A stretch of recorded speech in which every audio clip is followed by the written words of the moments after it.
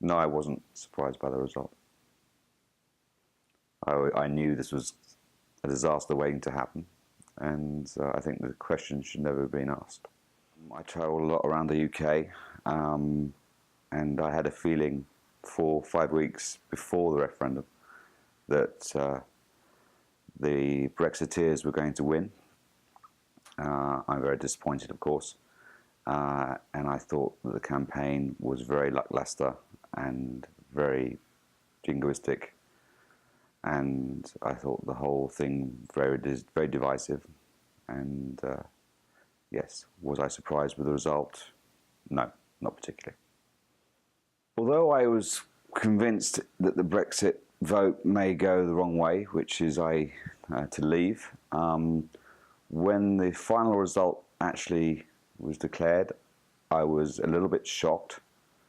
I think it took me about a week probably to actually integrate the information, and I found that I was numb in the first instance, but after a week or so, I was very, very upset. I felt that, me personally, it was a very bad result, and I was surprised how affected I was by the result. I didn't think I was so attached to the idea of Europe, but I did find after a week, 10 days, that I was very upset and very cross. The result of the referendum hasn't really changed the way I feel about the UK. I'm still very much British, and always have been, although I've been living in France now, or in Paris, since 1995. I always feel myself as being British.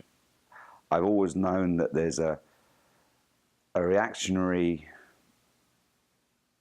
conservative population in the UK. And as far as I'm concerned, this just confirmed it for me. It hasn't changed the way I think about the UK, but I know that there's a lot of people in the UK who don't necessarily like change, who have never liked Europe. And I feel living abroad has given me a different view on this. I feel that they've let themselves down. I think they've let themselves down. I think they've let their children down. I think they've let Europe down. But it hasn't changed the way I feel about them, because I know them for such a long time, and there's always been people who vote on referendum or referenda which don't have any bearing, or the votes in the country had no bearing on what was actually happening. I think the vote was a vote against Cameron and against austerity measures, not necessarily a vote for Britain to leave Europe. The only problem we have now is that the Americans have voted in Trump, but Trump is only in for a term. He's in for whatever it is, 5 years. This decision, which has been taken by the British, is going to be with them for generations to come. And I think it was a very poor decision. I think the whole campaign was very poor. I thought, being a Labour supporter myself, that the Labour Party were very lackluster and mealy-mouthed in their support of Europe. Although I feel that Europe has done a lot to advance the case of the working man and protecting his rights. I think it's retrograde. I think the whole thing is reactionary. And one thing I did not like at all was the fact that the Brexiteers, Johnson and Farage and all the other crew, came out with barefaced lies and basically xenophobic comments.